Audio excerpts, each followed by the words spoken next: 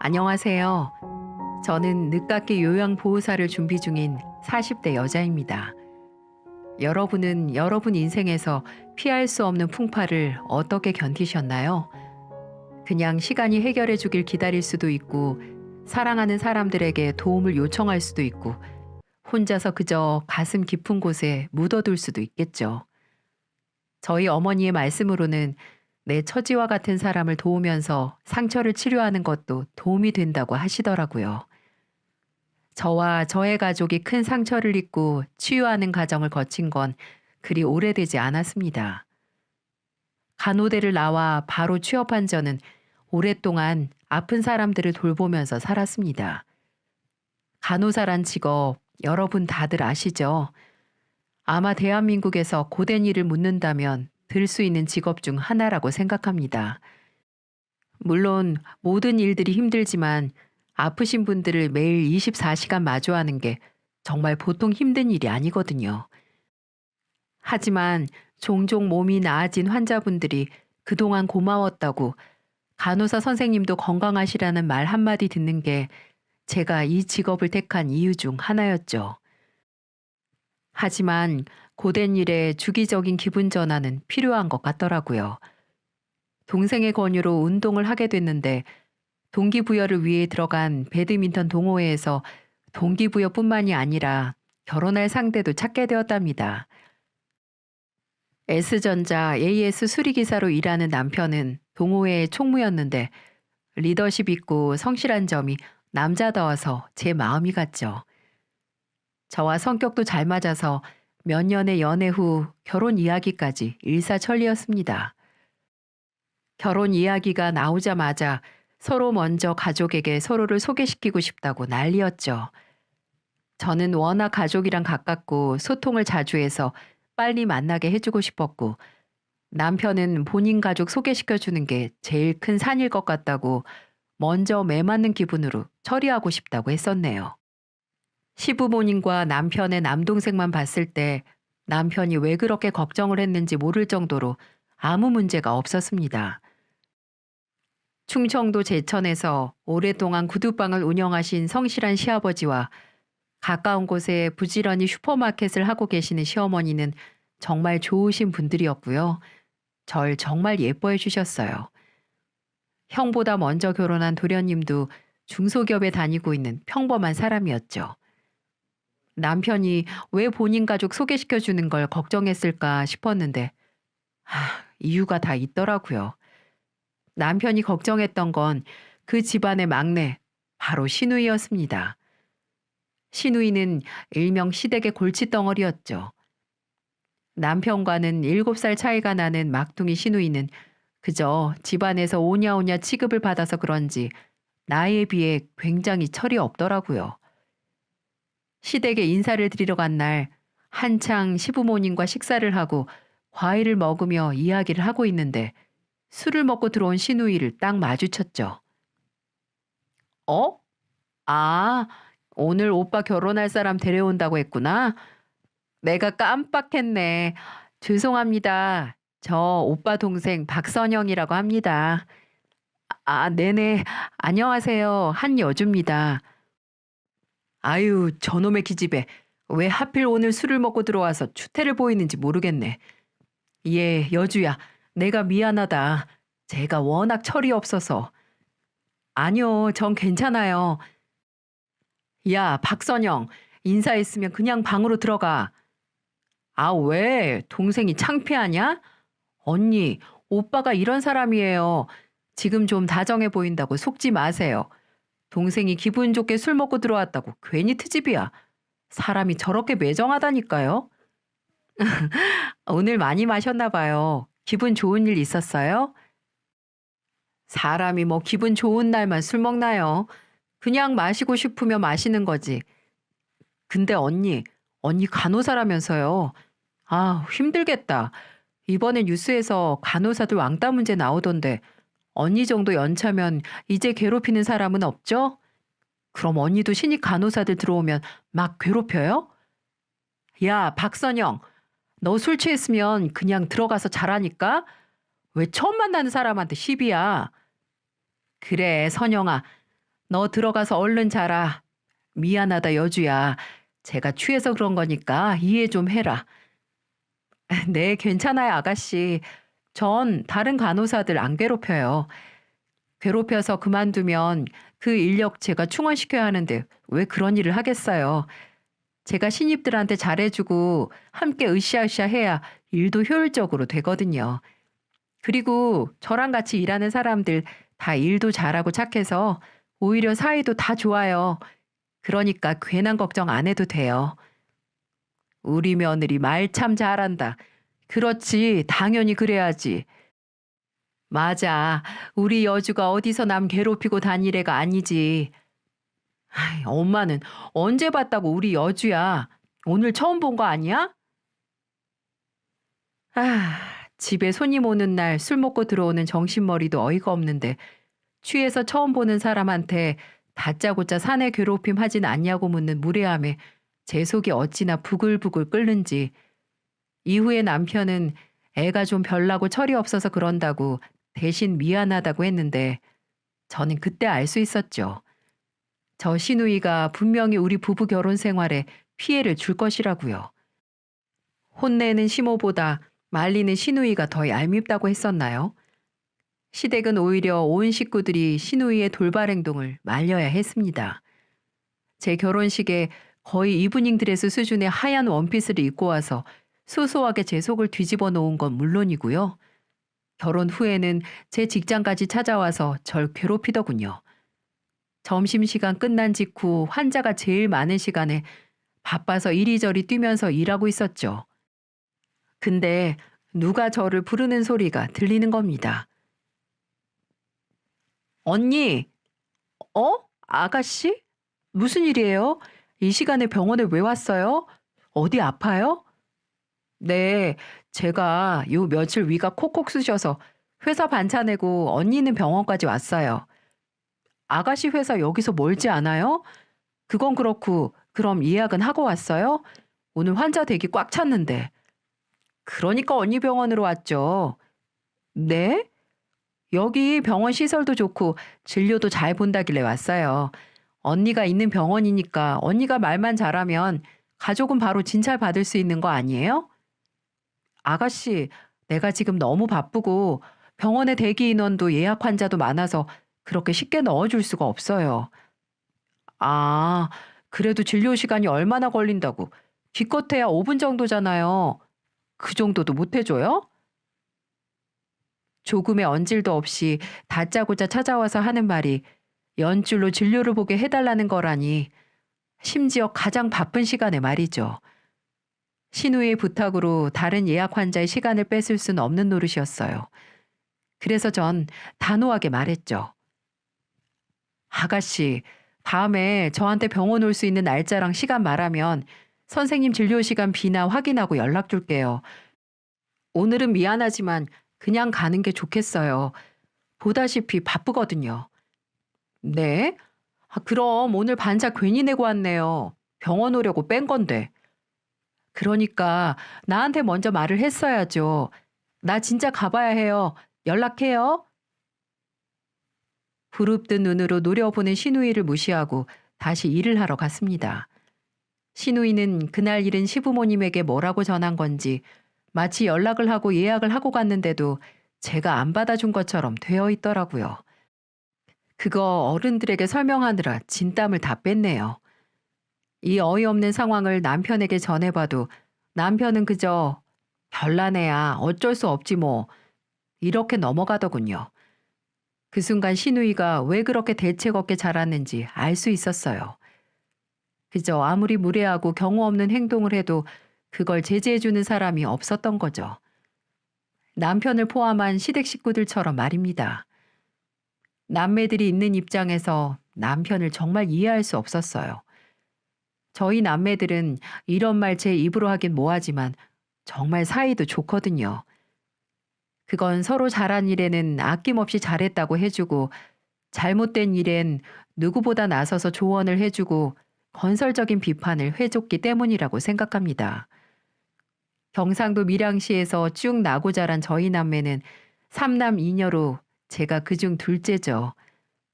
아래 동생 잘 챙기는 민중의 지팡이 장남 첫째 오빠부터 조금 있으면 결혼하는 공무원 삼남 셋째, 광고회사 다니는 집안 애교 담당 사녀 넷째와 헬스 트레이너로 일하는 성실한 오남 다섯째, 여러모로 저희 오남매는 합이 좋았어요. 예전부터 동네에서 우애가 좋기로 소문이 다 날 정도였죠. 5명 다 서울로 상경을 해서 바쁘게 살아도 한 달에 2번은 만나 식사할 정도로 교류도 잦았어요. 저희 남매 사이에 고민이나 문제가 있어봤자 정말 작디작은 수준이었었죠. 장남이 40대 중반까지 모태솔로에 가까운 싱글이라는 점, 하우대 멀쩡하고 경찰이라는 번듯한 직업까지 있으면서 그 숫기 없는 성격 하나 때문에 여태껏 여자라곤 손도 제대로 못 잡아본 사람이었죠. 저번에 소개팅했다던 여자는 어떻게 됐어? 같은 경찰이었다며. 어? 오빠 소개팅했어? 웬일이야? 내가 그렇게 동료 간호사들 소개시켜준다고 했을 땐 거절해놓고. 셋째 넌 어떻게 알았냐? 저번에 형이 말해줬어. 뭐 입고 가야 할지 모르겠다고. 동기가 계속 혼자인 게 아깝다고 해줬대. 그래서 어떻게 됐냐니까? 잘 안 됐어. 같이 있으면 좋긴 한데, 내가 너무 불편해서. 아유, 어디 가서 내 형이라고 하지 마. 동생은 말을 이렇게 잘하는데, 장남은 여자 앞에서 입도 제대로 못 대고, 아이고, 그 정도면 출동신고 나가서 신고자가 여자일 때도 말 제대로 못하는 거 아니야? 야, 임마, 넌 트레이너가 회원 관리해야 하니까 말을 잘하는 건 당연하고, 그리고 일할 때는 잘해. 그냥 연애 상대로서 만나면 너무 어려워서 그런 거야. 그럼 뭐 많이 만나보는 방법밖에 없네. 오빠, 소개팅 생각 더 있음 나한테 말해.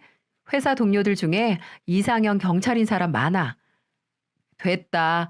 난 그냥 민중의 지팡이로 한 여자보다는 여러 사람 지켜주며 사는 게 팔짱가 봐. 그게 나한테 더 맞는 것 같아. 내 속도 편하고. 또 저 소리다. 그래, 오빠가 좋으면 좋은 거지 뭐. 이래도 흥, 저래도 흥, 이렇게 둥글둥글한 저희 남매에게도 시련은 찾아왔습니다. 바로 아버지의 암 판정이었어요. 제 결혼 바로 전에 아버지는 암 판정을 받으셔서 투병 중이셨죠. 요양보호사였던 어머니는 묵묵히 아버지 옆에서 간호를 하셨어요. 저희 남매는 일이 바빠도 일주일씩 돌아가며 주말마다 아버지가 계시는 밀양병원으로 내려가서 아버지를 만났어요. 아버지라는 기둥이 편찮으시다는 게 저희 남매들에겐 커다란 불안으로 다가왔지만 그만큼 지금 당장 가족에게 충실하기 위해 서로 노력한 것도 사실입니다. 이렇게 서로에게 좋은 영향만 끼치고 싶어하는 남매 사이에서 자라온 저는 시누이의 잘못에도 그냥 넘어가거나 받아주는 남편의 행동이 적응되지 않았어요. 지금 남편이 용인하고 있는 시누이의 행동들이 결과적으로는 시누이에게도 남편의 가족에게도 좋을 게 없으니까요. 하지만 본인 동생이고 본인 가족 일인데 제가 계속 감나라 배나라 할 수도 없는 노릇이었죠. 그냥 권유나 조언해서 그칠 뿐이었어요. 부부 사이엔 적당한 선은 지켜야 한다고 생각했거든요. 저도 만일 남편이 제 가족 일에 이래라 저래라 하면 기분이 썩 좋지는 않을 것 같았고요. 다행히 시누이는 큰 사고를 치거나 저한테 큰 무례를 저지르진 않았어요. 그 때문인지 저희 부부의 결혼 생활은 순풍에 바람 든 듯이 순탄했습니다. 축하할 일도 생겼고요. 결혼 후 얼마 안 돼서 제가 그렇게 원하던 아이가 생긴 거예요. 정말 일상이 이렇게만 유지된다면 더 이상 바랄 것 하나 없었어요. 하지만 그것도 정말 찰나였어요. 결혼 후 1년이 지났을 때 청천벽력과 같은 순간이 찾아왔습니다. 힘내서 암투병 중이던 아버지가 끝내 세상을 떠나시고 말았어요. 아버지는 임종 전 저희 남매들 다 둘러놓고 편안한 얼굴로 눈을 감으셨어요. 숨을 거두기 전에 남편 손 꼭 잡고 우리 딸 부탁한다고 이렇게 먼저 가서 미안하다고 눈물을 보이셨고 남편은 오열과 함께 아버지를 꼭 안아주었죠. 그리고 꼭 그러겠다고 걱정 마시라고 말해주었습니다. 떠나기 전까지 자식 걱정만 하는 아버지 마음을 한시름 덜어드리기 위해 굳게 다짐하는 남편의 배려에 전 결혼 후에 다시 한번 이 남자라면 정말 안심하고 함께 살아도 되겠다는 믿음을 얻었어요. 남편은 마지막 아버지와 한 약속을 지키려는 것처럼 아버지의 장례식에서도 큰 사위로서 잠도 못 자고 조문객들 맞이하느라 고생했죠. 저희 어머니도 그런 모습에 크게 감동하셨는지 장례식 끝나고 아버지 유골함 안치시킨 다음에 남편을 안아주셨어요. 정말 고맙다고요. 근데 정말 제게 잘하던 이 남자, 아버지 한 약속의 기한이 딱 2년이었나 보더라고요. 제 아버지에게 울면서 딸을 지켜주겠다고 약속하고 지극정성을 쏟던 남자는 아무래도 다른 남자였나 봅니다. 아버지를 보내고 2년 후부터 마치 주문이 풀리는 것처럼 급속도로 다른 사람으로 변신을 하더군요.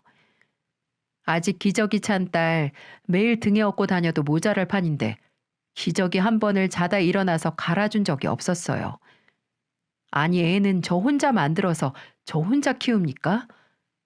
매번 일이 너무 힘들다고 집에 오면 푹 쉬고 싶다는데 저는 일 안 하냐고요. 저도 아이 낳고 쉴 틈 없이 바로 복귀해서 일했는데 그저 넌 엄마잖아. 애는 엄마 손 타는 게 맞지. 이런 궤변만 늘어놓았어요. 그렇다고 이 사람이 퇴근 후에 다음 날 다시 열심히 일한 휴식을 저한테 돌려주기라도 했을까요? 전혀 아닙니다. 퇴근하고 돌아오면 옷만 갈아입고 바로 냉장고에서 소주 꺼내서 병째로 들이마셨어요. 또 술이야? 속도 안 아파? 마시려면 자네 따라 마시던가 뭐 하는 거야?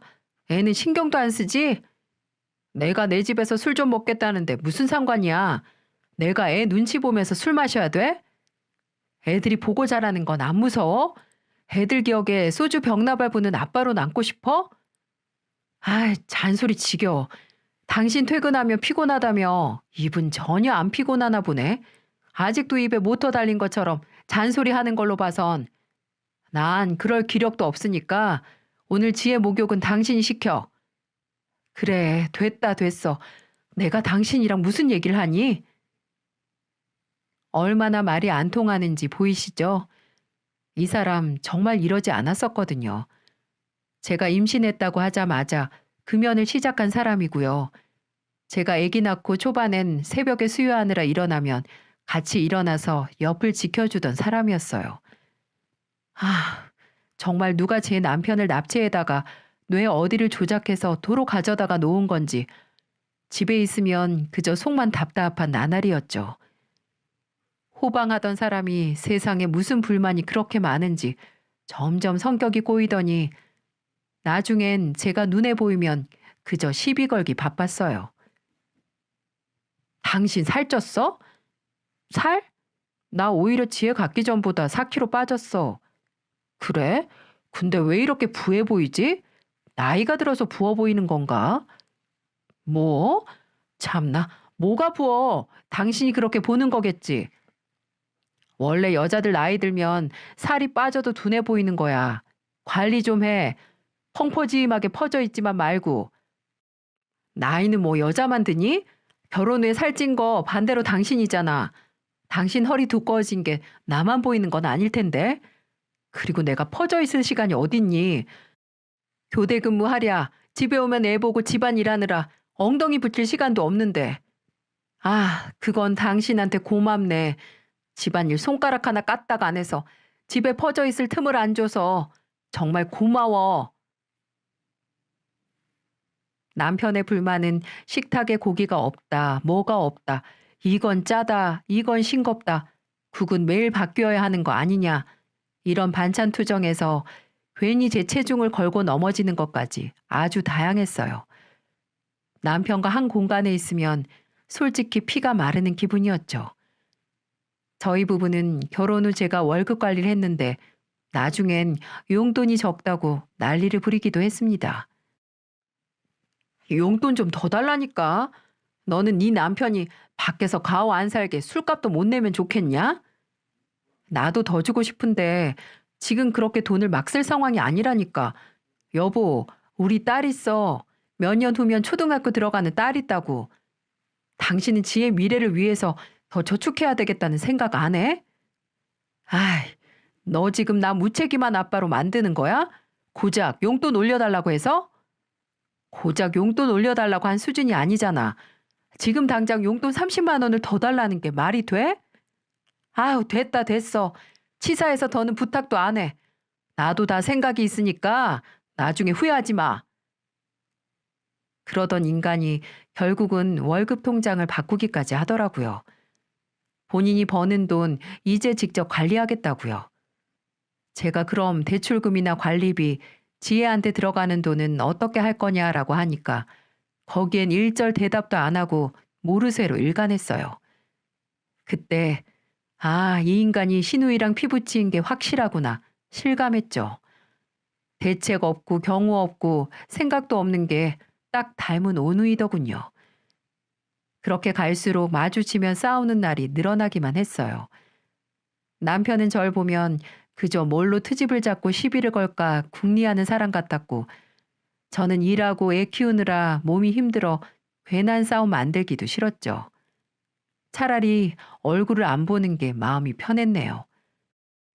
그렇게 살얼음판 위를 걷는 것 같은 결혼 생활을 이어가다가 그 얼음판이 쩍 하고 금이 가는 일이 발생했습니다. 남편이 저 모르게 5천만 원을 대출받아 시누이에게 줬더라고요.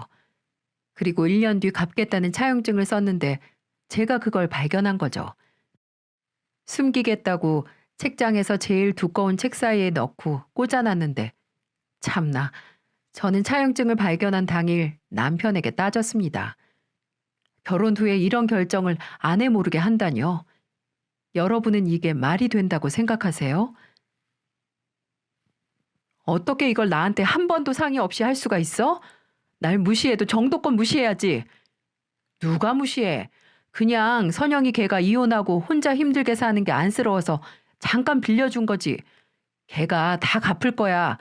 다 갚을 건데 상황이 아직 안 나아져서 그런 거야. 걔 이혼 후에 회사도 그만둬서 일 안 한 지 꽤 됐잖아. 그 5천도 이번에 오픈한 옷가게 초기 비용으로 쓴 거고. 당신 동생이 안쓰러우면 차라리 나한테 말해서 적어도 현금을 빌려줘야지. 언제 갚을지도 모르는 걸 당신이 대출 받아서 주는 게 말이 되냐고. 대출 이자 확인해 보니까 당장 다음 달부터 이자만 매달 80만 원씩 빠져나가게 생겼구만. 정말 어쩌려고 그래? 아이, 내가 이럴 줄 알고 줬겠어? 다 동생 걱정하는 마음에 빌려준 거지. 당신이 진짜 동생 걱정하는 거면 대출 받아서 돈을 주는 게 아니라 진즉 그 대책 없는 성격을 뜯어 고쳤을 거야. 저와 남편이 결혼하기 전에 시누이가 먼저 결혼해서 단 2년도 못 살고 바로 이혼을 했었거든요. 이혼 후에 회사도 거의 권고사직으로 그만두고 백수로 살았어요. 남편은 그런 시누이가 옷가게를 차리고 싶은데 자금이 없다는 소리를 듣고 대출을 받아서 빌려준 거고요. 당장 몇십 년 후 미래도 아니고 한 치 앞도 보지 못하는 오누이 때문에 제 상식선 또한 무너지는 기분이었어요.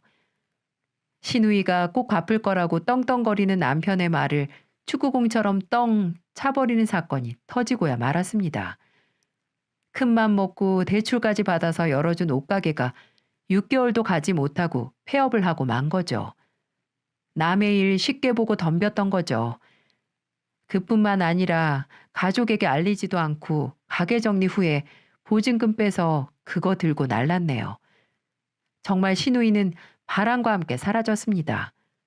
작정을 하고 잠적하고 만 거죠.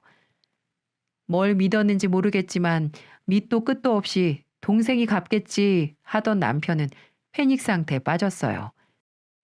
결혼 후 변해서 이상해진 사람이 더 이상한 행동을 하기 시작한 겁니다. 시누이에게 배신당한 남편은 정말 막 나가기로 한 건지 밖에서 동료들과 회식을 하다가 주먹 다짐을 해 경찰서까지 가게 됐습니다. 참나, 제가 살다 남편이 사고 쳐서 상대 측에 합의해달라고 고개 숙이는 날이 올 줄 몰랐네요. 남편은 점점 그 분노를 조절하지 못했죠. AS 수리기사라는 사람이 서비스 불만족으로 고객들에게 민원 폭탄을 받기 시작했고, 회사에서 제대로 하라는 압박이 들어오자 견디지 못하고 퇴사를 감행하더군요. 물론 저에게 한 번의 상의도 없이 말이죠. 40대 중반의 나이에 평생 해온 일을 그만둔 사람이 다시 무슨 일을 시작할 건지, 이직을 할 건지 뭘 할 건지에 대한 대비 하나 없이 자기 화를 못 참아서 그만둔 겁니다. 벌어먹일 처자식이 있는 사람이 말이죠. 가계부에 커다란 구멍이 뚫리게 되자 전 초과 근무 시간을 늘릴 수밖에 없었어요. 당장 나가야 하는 돈은 한 바가지인데 수입이 절반이 되었으니까요. 솔직히 제가 먹여 살릴 수 있었습니다. 외벌이가 여유롭진 않겠지만 당장 굶어 죽을 수준은 아니었으니까요. 내가 사랑하는 남자, 내 아이의 아빠가 다시 일을 시작하기 전까지 버틸 수 있었어요. 하지만 남편은 그럴 각오는 전혀 안 하고 있더군요. 처음엔 근근히 대리운전을 뛰더니 아예 손을 놔버렸습니다. 그나마 나라도 벌어서 다행이다. 내가 벌면 남편이 집에서 살림하고 지혜 보면 되지 하고 긍정회로를 맹렬하게 돌려보기로 했어요. 남편이 저의 기대에 부응했을까요? 여러분도 이미 아시죠? 전혀 아니라는 거. 남편은 일자리를 찾기 전의 시간을 마치 무기한 휴가처럼 즐겼어요. 제가 밖에서 일하는 동안 집에서 해야 하는 일에도 손을 놨습니다. 예전하고 똑같았어요. 다른 점은 그나마 예전에 남편이 일을 해서 피곤하다라는 변명이 있다는 거였죠. 여보, 지혜 병원 갔다 왔어? 아직 장기침을 하네. 선생님이 뭐라고 해? 병원? 무슨 병원? 내가 오늘 소아과 예약해놨다고 했잖아. 잊었어? 어제부터 애가 기침하니까 갔다 오라고 한 거. 그랬나? 깜빡했다. 내일 다시 예약해서 다녀오지 뭐. 아니, 애가 지금 기침을 계속하잖아. 오늘 당신 대체 뭐 했어?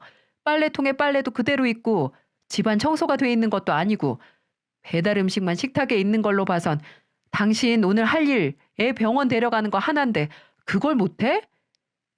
깜빡했다니까 되게 떽떽거리네. 애가 기침 조금 한다고 당장 잘못돼? 잘못되냐고. 당신, 지금 당신 딸이 아픈데 그게 할 소리야? 내가 뭐 많은 거 바랬어? 당장 나가서 돈 벌어오라고 했어? 내가 벌 테니까 집안일만 좀 해달라고 하잖아. 나는 일하면서도 거의 혼자 다 하다시피 했는데 당신은 집에 있으면서 왜 그 최소한의 것도 안 해? 여기가 나만 사는 집이야? 지혜 나 혼자 나왔냐고. 좀 시끄러. 너 지금 나 일 안 한다고 유세 부리는 거야? 미치겠네. 어떻게 머리를 굴리면 그런 결론이 나? 맞잖아. 당신 지금 백수 남편 한심하다고 무시하는 거잖아. 너는 네가 사는 집에서 청소하고 빨래하는 게 무시당하면 하는 거라고 생각하니?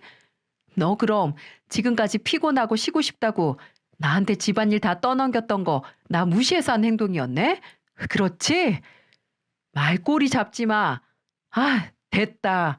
내가 너랑 무슨 말을 하냐? 그만하자. 그만해. 이거 제가 할 말 아닌가요? 누가 누구한테 말이 안 통한다고 한숨을 쉬는 건지 속이 터져버릴 것만 같았습니다. 차라리 살얼음판이 더 나을 정도로 얼음판이 와장창하고 깨져서 빠진 물은 몸이 덜덜 떨리는 얼음물이었죠. 남편은 더 이상 저와 마주치고 싶지 않은지 나중엔 밖으로 나돌기 시작했고, 딸 보는 것도 나 몰라라 하는 남편 때문에 아이 돌보미로 한 달에 나가는 돈은 불어만 갔습니다. 밑 빠진 독에 물 붓기가 따로 없었죠. 당장 다음날 지구가 망해도 회사 나가고 명절 챙기는 게 우리나라 사람들의 특징이라고 하던가요? 사이가 안 좋은 와중에도 명절은 돌아왔고 밀양 친정에서 친정 식구들 다 모이기로 한 날이었습니다.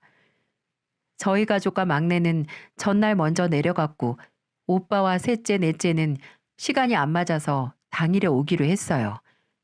먼저 도착한 저와 막내는 어머니를 도와 명절 음식을 준비했습니다. 매일 사는 게 팍팍하고 답답했는데 사랑하는 가족 만나서 숨통이 트이는 것 같았죠. 첫째 오빠 좋아하는 가지전도 하고 셋째와 넷째가 좋아하는 산적하고 동태전, 그리고 막내가 좋아하는 갈비찜까지 만들었어요. 다 같이 모여 맛있는 음식 먹으며 못했던 수다 떨면서 스트레스 풀 것만 기대하고 있었죠. 근데 명절 당일 오후에 어머니 휴대폰으로 전화 한 통이 걸려왔고 그날 이후로 저를 감싸고 있는 가족이라는 울타리가 모두 허물어져 버렸습니다. 밀양으로 같이 차를 타고 오던 첫째 오빠와 셋째, 넷째가 사고를 당했다는 병원의 연락이었어요. 졸음운전을 하던 화물차가 정면에서 들이박았다고 당장 가족은 병원으로 와야 한다는 말에 솔직히 정말 그 순간이 꿈인 줄 알았습니다. 그때 전화를 받고 종아리를 세게 꼬집었었네요. 빨리 깨어나라. 끔찍한 악몽이니까 당장 깨어나라. 일어나라 제발. 사시나무처럼 떨리는 손으로 제 어깨를 흔드는 어머니의 얼굴을 보고 꿈이 아니라는 걸 깨달았죠. 어떻게 병원으로 달려갔는지 기억도 안 납니다. 아직까지 그때 병원까지 누가 운전했는지도 모르겠어요. 몽롱한 정신에 병원에 도착하니 이미 오빠와 셋째, 넷째 얼굴은 하얀 천으로 덮여 있었습니다. 의사는 그 자리에서 즉사했을 거라고 병원에 도착했을 때도 어떻게 할 방법이 없었다고 하더군요. 어떻게 할 방법이 없다. 어떻게 아버지 가신 지 몇 년 됐다고 하늘은 내 반쪽들을 데려가시나. 어머니는 의사의 말을 듣고 그대로 실신하고 마셨어요. 당장 저도 제정신을 차리기 어려운데 쓰러지는 어머니 몸을 받으며 저도 그냥 그대로 눈을 감고만 싶었죠. 어머니가 병원 침대에 누워 수액을 맞고 있을 때 셋째와 결혼한다던 예비 올케가 병원에 도착했어요. 귀신이라도 본 것처럼 하얗게 질린 얼굴로 들어오는데 지금 내 얼굴도 저렇겠구나 싶었습니다. 예비 올케는 턱을 덜덜덜 떨면서 제 어깨를 두 손으로 움켜쥐고 물었어요. 우리 오빠, 강준 오빠 정말 죽은 거예요? 네? 언니, 아니죠. 지금 수술 중인 거죠? 참혹한 현실을 부정하는 간절한 목소리에 저는 대답도 못하고 그냥 예비 올케를 안아줄 수밖에 없었어요. 당장 3명의 피부치를 잃은 전 아무것도 할 수 있는 게 없었죠. 그 무력함에 그저 눈물만 흘렸네요. 이 끔찍한 사건은 명절 일가족 3명 사망이라는 참사로 뉴스에 나오기도 했어요. 그저 뉴스에서 이런 속보를 보면 참 안타깝다고만 생각했는데 이게 제 가족 일이 된 게 믿어지지 않았습니다. 온 세상이 저를 속이는 것만 같았어요. 한 번의 장례식에 3사람의 얼굴이 영정사진으로 올랐습니다. 부모보다 먼저 떠난 3남매의 장례식에서는 그 누구도 함부로 기침조차 못했어요. 위로의 말도 꺼낼 수 없을 정도로 무거운 분위기였습니다. 여러분, 자식을 먼저 보낸 부모가 우는 소리 들어본 적이 있으신가요? 저희 어머니는 정말 새끼 잃은 짐승의 목소리로 우셨어요. 어머니 속 깊은 단전에서부터 서러움이 마그마처럼 끓어오르는 것 같았죠. 전 그런 어머니와 울음소리조차 내지 못하고 있는 막내 어깨를 부둥켜 안고 울었습니다. 여자랑은 말도 제대로 못하는 우리 장남, 제일 똑똑한 셋째, 똑부러진 애교쟁이 넷째. 장례식 동안 3명의 영정사진을 쳐다보지도 못했네요. 왜 내 오빠가, 내 동생들 얼굴이 저기 있는 거지?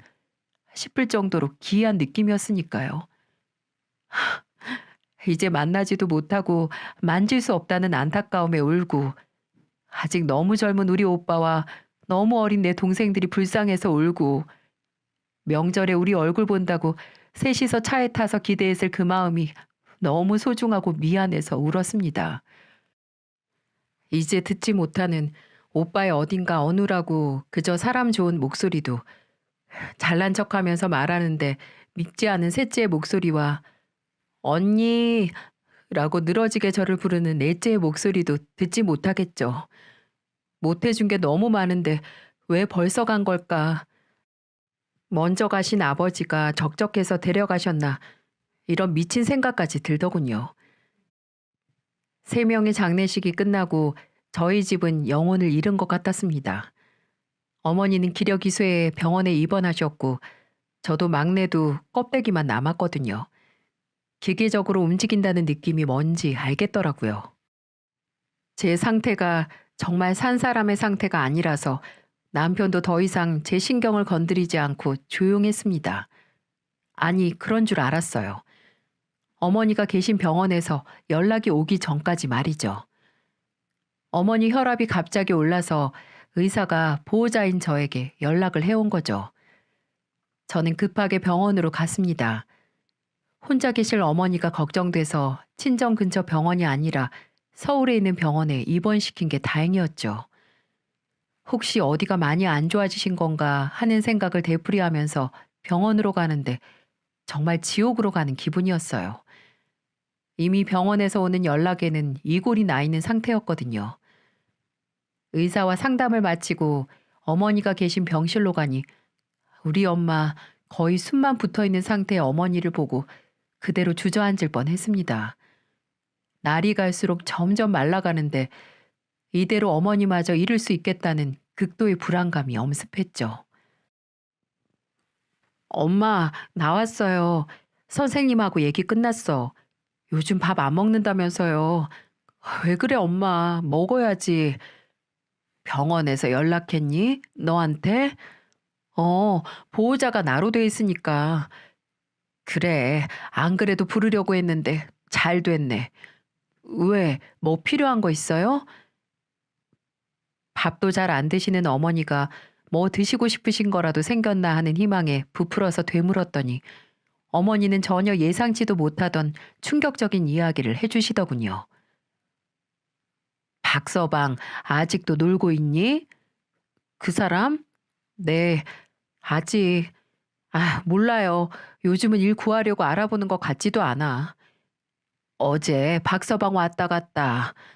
네? 그 사람이 엄마를 보러 왔어요? 왜요? 병문안 온 거예요? 아, 엄마도 처음엔 그런 줄 알았어. 어머니는 돌처럼 굳은 입을 열어서 남편이 와서 무슨 일이 있었는지 말해 주셨어요. 장모님, 저 왔습니다.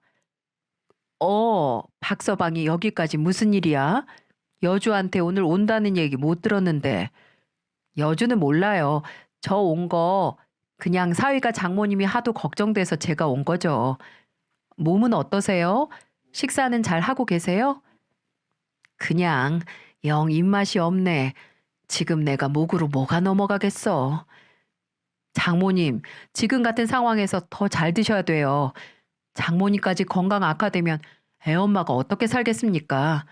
남은 자식들 생각해서라도 빨리 몸 회복하셔야죠.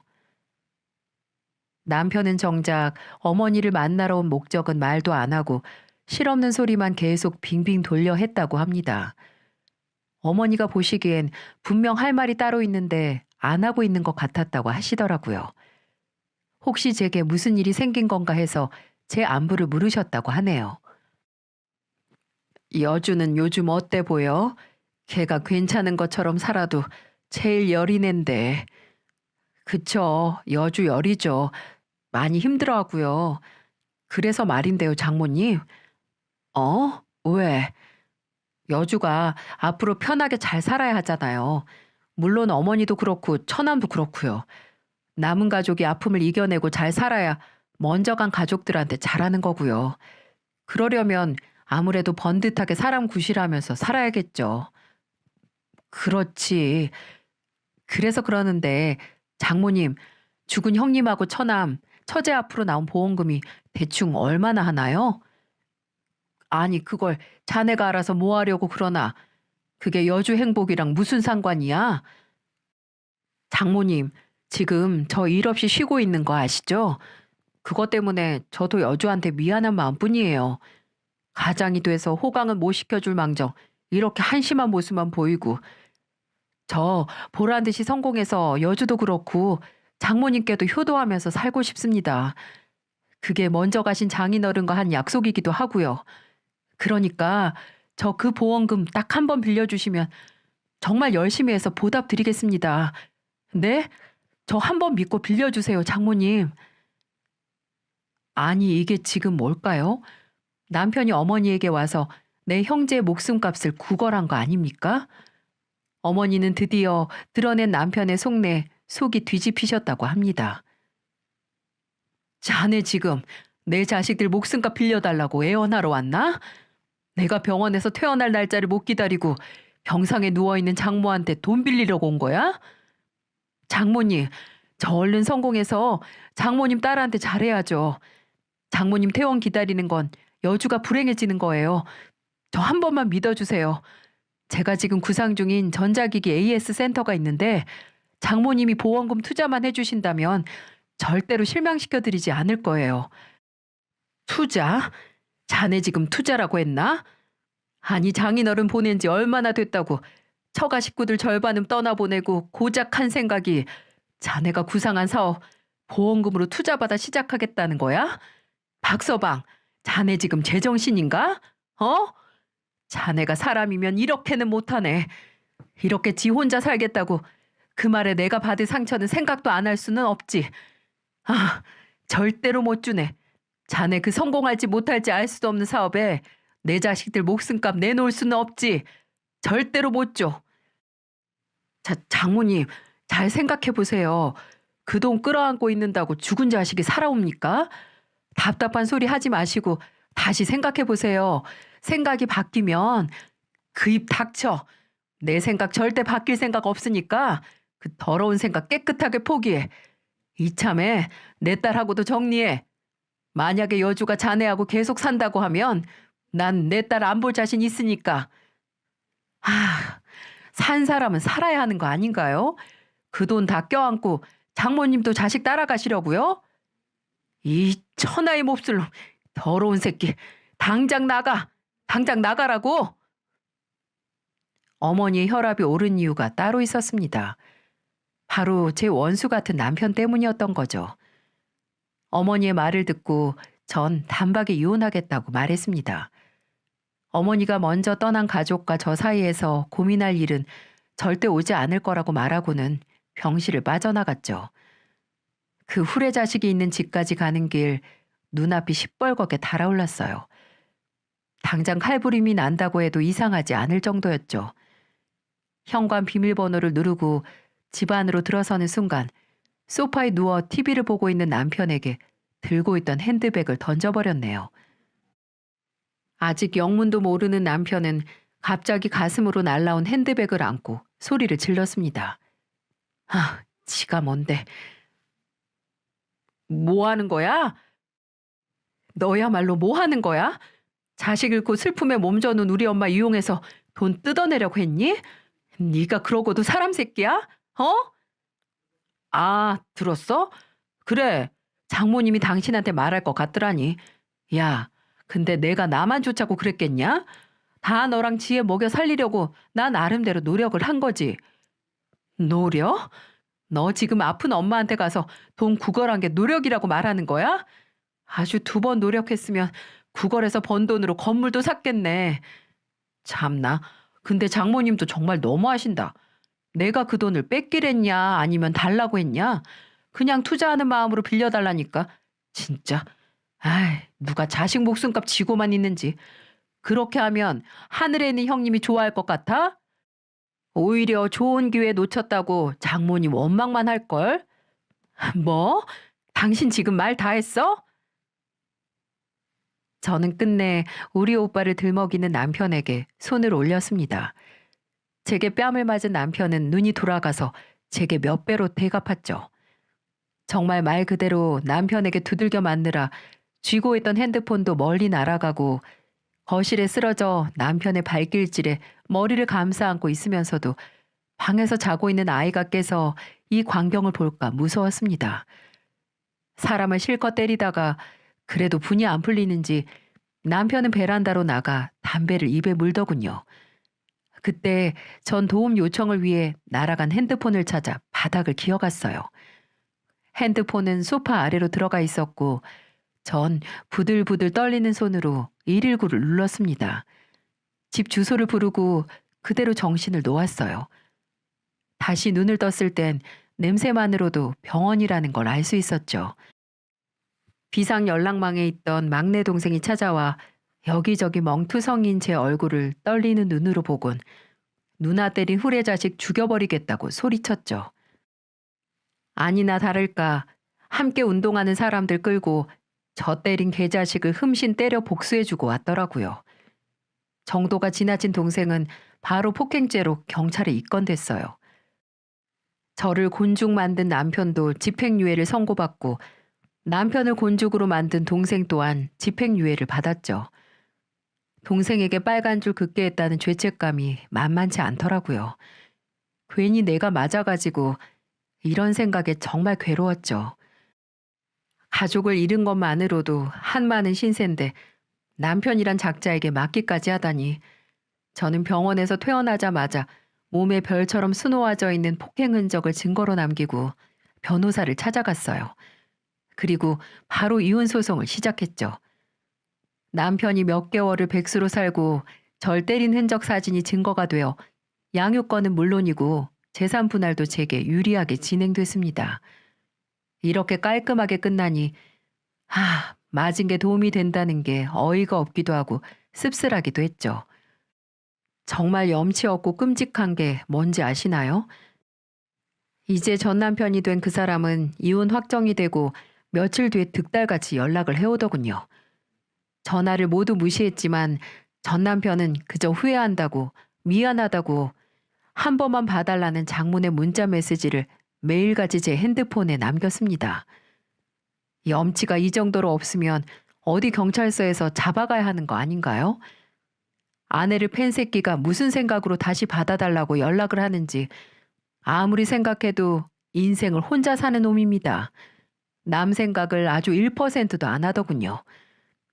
제가 연락을 다 무시하자 당연한 수순처럼 제가 사는 곳에도 찾아오고 직장에도 찾아왔어요. 여주야, 나 한 번만 봐주라. 내가 일이 안 풀리고 나 찾는 곳도 없어서 궁지에 몰린 기분이었어. 너랑 점점 사이가 나빠지는 게 무서워서 뭐라도 해야겠더라고. 정말 미안해. 잘못했어. 장모님한테 가서도 싹싹 빌게. 나 정말 당신 없이 못 사는 거 알잖아. 그럼 뒤지던가. 네, 저 자식은 못 살겠죠. 탱자 놀다가 대출이자 내주던 아내 없어지니 아까운 거겠죠. 전 제 앞에 무릎을 꿇고 싹싹 비는 남편 앞 땅바닥에 침 한 번 퇴 뱉고 뒤돌아 집으로 돌아왔네요. 근데 나 없이 못 산다고 하는 놈이 매달 지급해야 할 양육비를 밀린다는 게 말이 되나요? 나중에 밀린 양육비 문제로 변호사에게 연락을 하니까 전 남편 새끼 음주운전 하다가 가로등에 그대로 들이박아 하반신 마비가 됐다고 하더군요. 아휴, 음주운전. 지 인생 혼자서 말아먹을 것이지 누구한테 피해를 주려고. 그나마 정말 업보라는 게 있다는 걸 그때 알았죠. 혼자 다치다니 얼마나 다행이게요. 전 남편은 못 걷는 지 처지를 이용해서 제게 널 못 만나면 딸이라도 만나게 해달라고 끈질기게 달라붙었어요. 매번 다른 번호로 울며 불며 애원하는데 정말 지독한 인간이죠. 본인 목적을 위해서라면 뭐든 이용하는 것이 말이죠. 양육비도 안 주는 아빠가 무슨 딸을 걱정하는 아빠라고 저도 절대로 못 보여준다고 했네요. 전 남편이 휠체어 끌고 찾아올까봐 서울살이도 정리하고 어머니가 계시는 밀양으로 딸과 이사를 왔습니다. 그리고 어머니 따라 요양보호사를 준비하고 있는 중이에요. 40 넘은 늦깎이 공부와 죄취업이 힘들긴 하지만 그래도 정말 나중에 우리 아버지랑 오빠 동생들 만나 부끄럽지 않게 살기 위해 노력 중이랍니다. 어머니는 다행히도 기운을 회복하셨어요. 그 회복엔 남을 돕는 데서 오는 보람과 행복을 느낄 수 있다는 게 한몫했죠. 사랑하는 사람을 먼저 떠나보내고 상황까지 안 좋은 이웃들을 돌보고 기부도 하면서 본인 상처를 다 치유하셨죠. 동병상련이라는 말이 정말 허투루 있는 게 아닌가 봐요. 같은 아픔을 지닌 사람들끼리 확실히 통하는 게 있고 서로의 처지를 이해하는 만큼 어떤 게 도움이 되고 어떻게 치유가 되는지 알고 있었죠. 어머니는 그렇게 선행을 베풀며 본인을 구해내신 겁니다. 저희 어머니를 보면 생각나는 구절이 있어요. 인생 찬가를 쓴 시인 롱펠로의 명언인데요. 이런 세상을 두려워 말라. 그러면 곧 알게 되리라.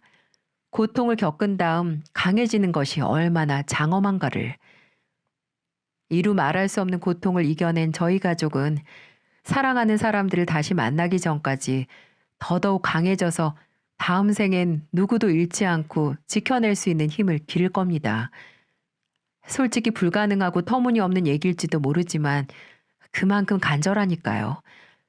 저는 다음 생에 태어나도 저희 가족의 한 사람으로 꼭 태어나고 싶어요. 아직은 멀고 먼 이야기지만 사랑하는 우리 가족이 모두 빠짐없이 다시 만날 그날까지 우리 아버지, 오빠, 그리고 동생들에게 나눠줄 행복 많이 모아두려고 합니다. 여러분들도 모을 수 있는 행복을 모두 모아 소중한 사람들과 함께 나누셨으면 좋겠네요. 함께 해주셔서 감사합니다.